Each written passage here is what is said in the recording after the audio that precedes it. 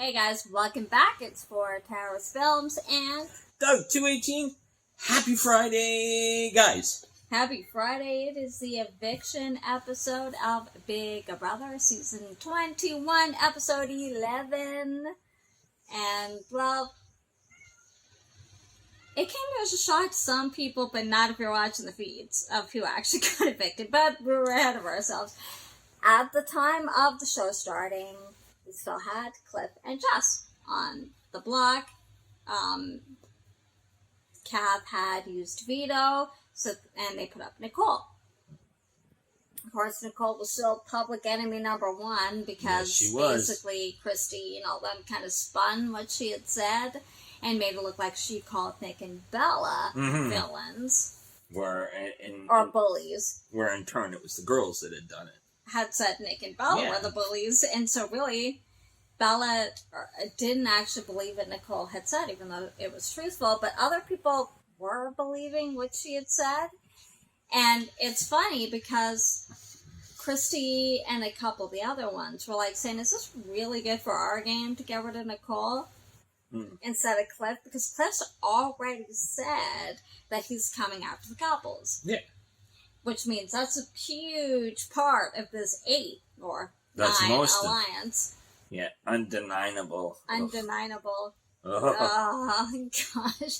But really, at the core of this is the original 6, and so it's almost like they don't really consider Nick, Bella, or Sam really that part of their alliance that much. It's kind of more like they're numbers for them. You're there if we need the vote. Yeah, if you think about it, you know, because really they are the ones that they keep throwing them under the bus, even though Nick and Bella have kind of pretty much been loyal to them. They've told them, and look, Bella came to them with what Nicole told them, and she came to them about the Black Widows. I mean, she's pretty much been loyal to this group, really, if you think about it. Yet, they're bullies and. Are they? Yeah. So's Jack. Just saying. Exactly. I mean, because they showed, even last night, you guys who may have seen the feeds or read the feeds from, say, Jokers or something, had showed Jack. Kemi had been putting her shaker bottle when they make the protein shakes into the fridge. Yeah, the whole spiel. And so he's so condescending. He's like, well, why don't you, what would happen if all of us put the shaker cups into the fridge? And she's like, it would be full. Yes, that's right. And it's just because I care about you and yada, yada, yada. Really? Really? What? You care about me, but you're blanking me over the shaker cup. Well, who cares? Oh, that's why we prep ice and all this stuff. I mean, that's just an example of how he's been. He's done, look, even, I think it was Nicole, it was Ovi, who felt bad about how Nicole was basically being treated when she wanted to talk to them. And Ovi stood up for her, and of course they didn't like that too much. Oh, it's not really your place to say anything, is it? Well, he's her friend, and he had been bullied. And he's like, you're in Camp Comeback. I can't touch you. Right. But it's not about that. And Ovi's trying to make that clear. It wasn't really about gameplay. It was about how you're actually treating her. Yeah. You're bullying her. Yeah. And he didn't like that. And I'm glad he actually stood up, and more people should when they see that kind of behavior. Good for you, Ovi. I'm glad you did. Because that's unacceptable. Oh, for sure. And then when although he didn't say much to him, that we saw in the show, to Jack, Jack's so condescending to him even. Well, because... who do you think you are, He's the stereotypical jock that all he has to do is go like this, and everyone, oh, Jack, let me get this, let me do this, I think this whole people thinking him looking like Jason Momoa thing has really got to his head. Because let's face it, you're not all that. That's what you think. Sorry. Jack, Jason. I think most people take Jason over any day. Just, Agreed? Yeah, Jason. definitely. Yeah. Definitely. You can't touch them. Like, sorry. You are no Aquaman. No, you are not. Sorry. Okay. We gone off on a different sort of Not track. really. That happened in this episode. So what? We got on the Jason Jack Aquaman track. Now let's get back to what we were doing. Okay. Okay. If we insist. They insist. They haven't said anything, have you? Continue.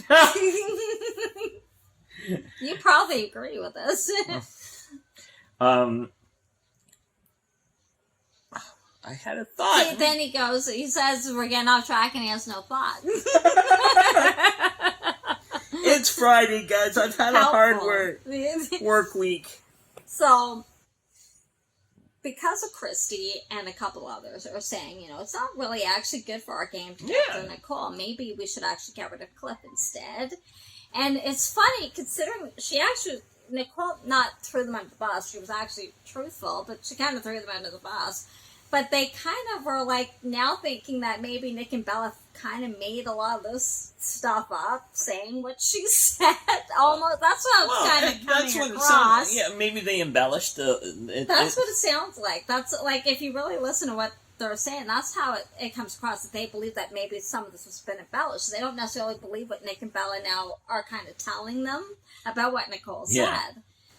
And that's good because Nicole's kind of downplayed this a little bit, and so that kind of helps as well. So now it looked like they were going to flip and potentially keep Nicole instead of Cliff.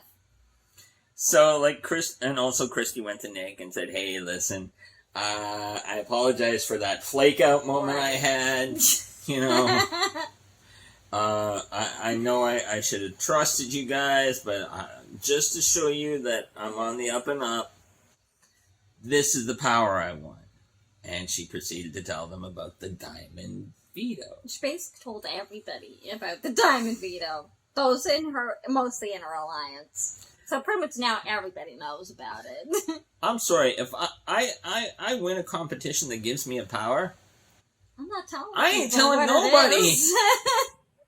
Because that's it's leverage. It's power. That's my gun to pull when I need to. It's still. Yes, you need people to get you further in the game. Of course. It helps when you have numbers, but it's still an individual game, and you really do have to think that way with that in mind.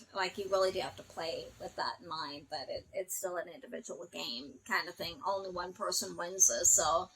Is it really a good idea to go spew that you have the diamond power veto? Or not really? Future house guest of Big Brother US and Canada. Little bit from us to you. You win a power that can help you. Piece of advice. Shut up! Don't tell people about it. Unless you really trust them, don't tell them about it. If we were playing, she'd be the only one I'd tell. Mm-hmm. Yeah.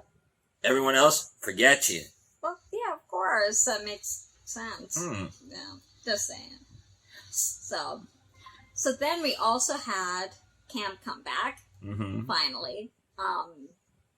Of course, this is after the eviction because it's 4 people playing. So instead of doing the eviction and going to the HOH, they went into they did the eviction and then did Cam comeback. So they did the eviction, and it's 6-4, and they actually evicted Cliff. And it's funny just to look on Nick and Bella's face. They're kind of like, what? I wasn't expecting that. And it's funny because it also tells you where you stand. Sam also voted to evict Nicole, so they're supposed in this alliance, but they didn't keep you informed of what they're doing either. Well, because remember, we've had Grateful, Undeniable, yeah, and now the Corus 6-shooter. Oh my sweet Jesus! That's the original 6 before they added on Sam and. What else did they add on from the original 6? Okay, the original 6, then they added Nick and Bella. Bella was part of the original 6. Which became Grateful, was great. And then, with the 8. And then they added Sam. Which was undeniable. I'm sorry, guys. I'm going to need a pen and paper and a flow chart to keep track of all these. But if you think about it, they've replaced Bella because Bella was one of the original 6. So she's been knocked down to the B by team. Tommy. Actually, it was Tommy and Sam they brought in afterwards. Or it was Tommy and... Well, Christy vouched for Tommy. Right, yeah, because she knows him outside of the house, but... and so now he's replaced Bella in the original 6, so... Anyway, so we go into Camp Comeback. And, of course, now it's Cliff, Kenny, Ovi, and David. And it's comp they've used before where that sneaky line that you gotta dunk. Line where they have to bounce the ball down and they have to hit into, like, a container. And they have to actually do 6 balls in 3 minutes. And if they don't get 6 balls in 3 minutes, it's the one who has the most balls in that time. Ooh-wee. So, wow. Cliff just crushed it. He slayed that. Exactly. He got all 6, so Cliff actually fought his way back in. Ovi got a ball. I think he was the only other one who actually got a ball. Nobody else got a ball.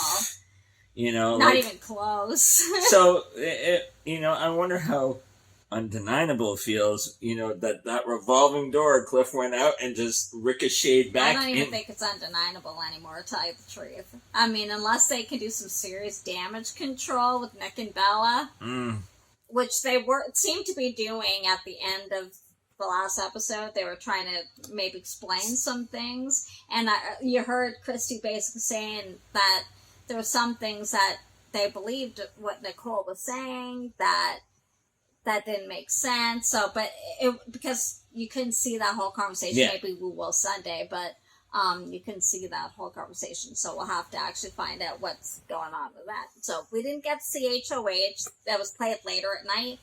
And so there is a new HOH, but we're not going to tell you until Sunday who won. You're going to be surprised, though. Unless you're into spoilers. But we're a spoiler-free channel. Yes. Because, like we said, not everybody likes spoilers, so we want to respect that for people who don't want spoilers.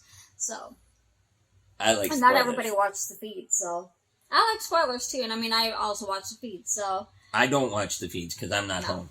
But I keep them informed. Or I'll read like other sites like Jokers and stuff, like Jokers or Reality Barbecue kind of thing.